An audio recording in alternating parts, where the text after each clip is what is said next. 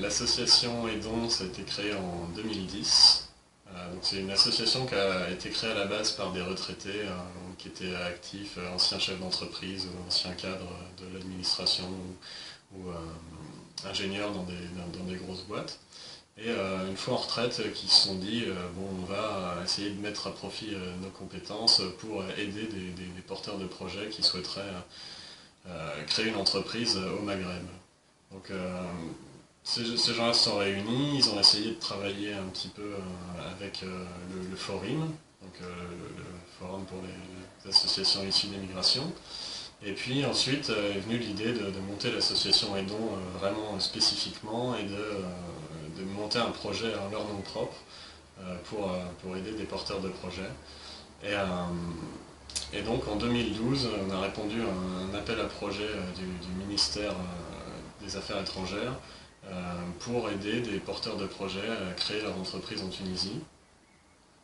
Et donc c'est un projet de 3 ans qui vise à accompagner, à proposer un accompagnement personnalisé à des porteurs de projets qui souhaitent créer leur projet en Tunisie et plus spécifiquement dans des régions du centre-ouest et du sud de la Tunisie.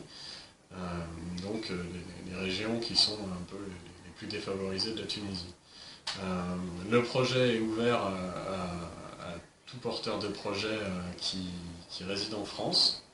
Donc c'est un projet qui est dédié à la diaspora.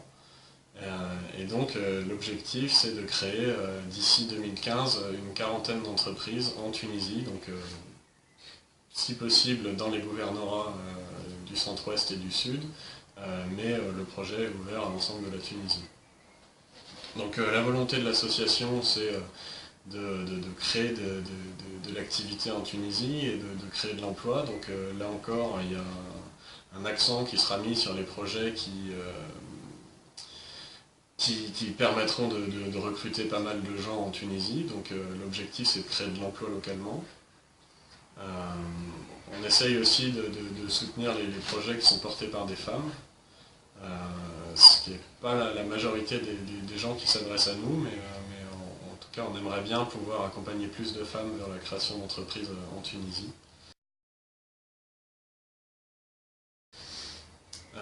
Concrètement, comment se passe l'accompagnement proposé par Aidons? Alors si un porteur de projet souhaite créer une entreprise en Tunisie et qui souhaite bénéficier de notre accompagnement, il faut qu'il se rende sur le site internet de l'association, donc www.aidons.eu. Sur ce site, il y a un formulaire à remplir, donc avec une petite présentation du projet, de l'expérience du porteur de projet.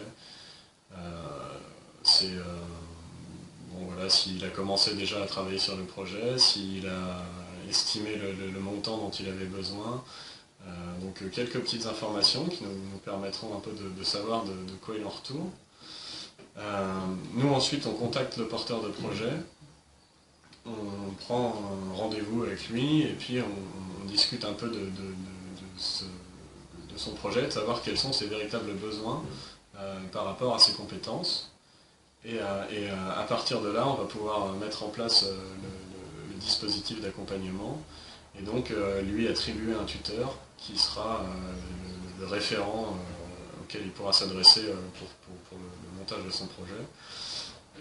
Et donc l'objectif du travail entre le tuteur et le porteur de projet sera de mettre au point un business plan en France et de définir vraiment très concrètement son projet pour ensuite pouvoir le diffuser en Tunisie auprès d'organismes bancaires et d'obtenir du financement pour la création de son activité.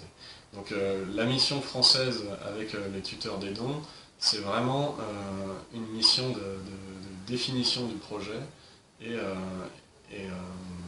aussi un accompagnement, on va dire, pour les porteurs de projets qui n'ont pas encore vraiment de compétences en montage de projet, des formations pour acquérir les bases et savoir vraiment de quoi il en retourne, comment réaliser son étude de marché, comment remplir les documents financiers, avoir une idée des statuts juridiques de l'entreprise, ce genre de choses.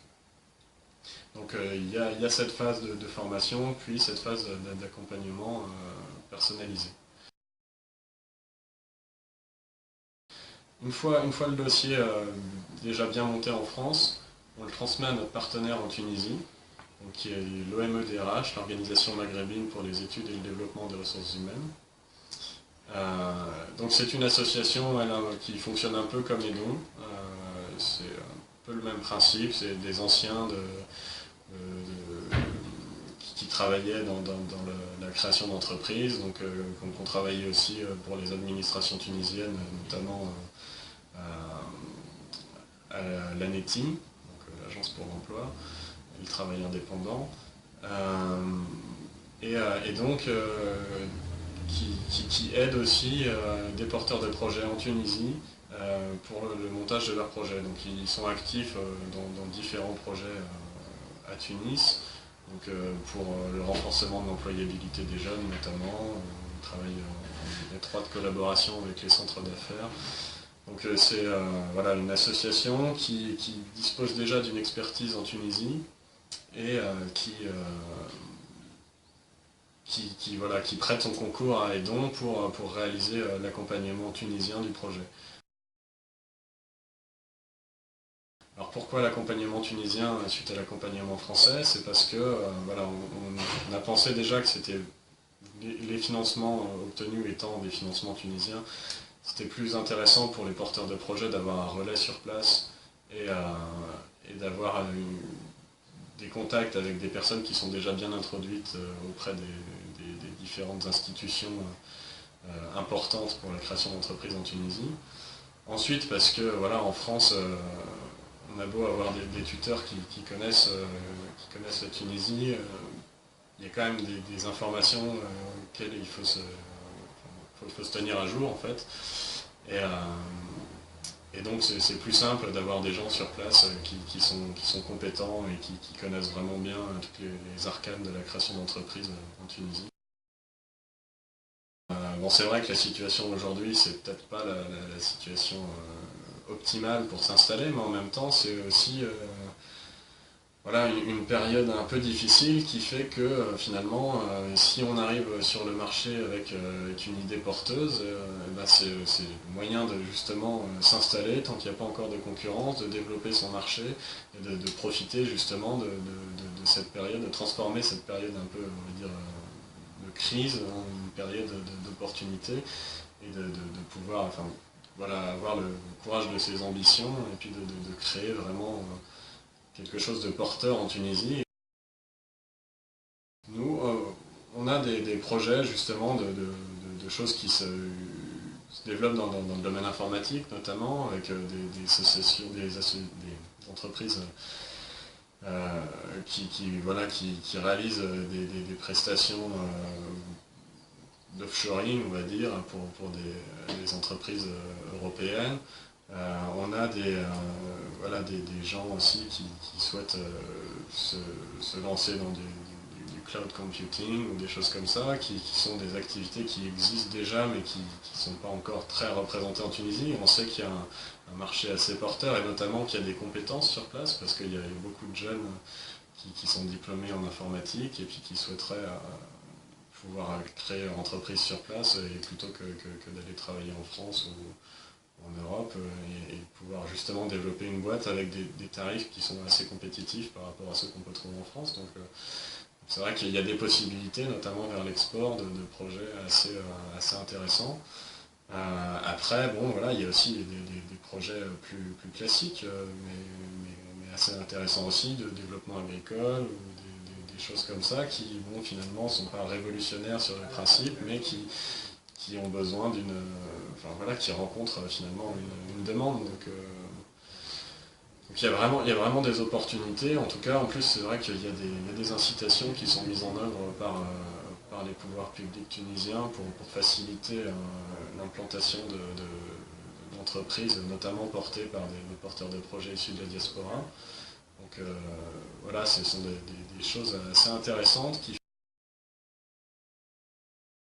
qu'effectivement, il y avait une volonté de l'État français d'apporter son soutien en direction de la Tunisie. Après cette période-là, il y a eu un vent d'espoir assez important.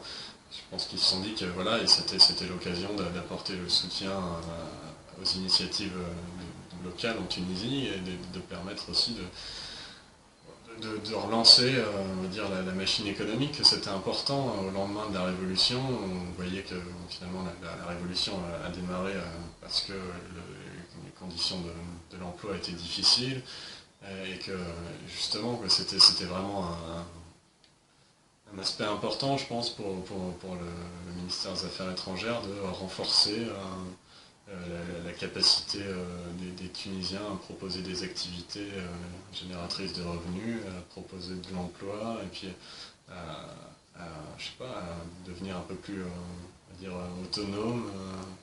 Et, Je pense favoriser aussi le rôle des Tunisiens en France, parce en que plus, ça c'est important. Il y a effectivement cette volonté de la diaspora. On a vu aussi que finalement, l'aide au développement, si on regarde les chiffres des transferts de fonds de la diaspora, c'est nettement plus que l'aide au développement proposée par tous les pays du Nord. Il y a vraiment il y a vraiment des ressources importantes qu'il s'agit peut-être de mieux rediriger ou de concentrer pour créer des activités et pas juste apporter un peu de ressources à sa famille. Donc il y a effectivement aussi cette volonté-là, et puis aussi de créer vraiment un pont entre l'Europe et le Maghreb, et de profiter justement de ces personnes qui ont la double nationalité, et qui ont la connaissance des deux pays, qui, je pense, aiment les deux pays, et voilà, qui souhaitent créer quelque chose, rentrer au pays, pourquoi pas, ou alors rester en France, mais juste développer une activité sur place pour pouvoir permettre le développement de la région dans laquelle ils ont grandi.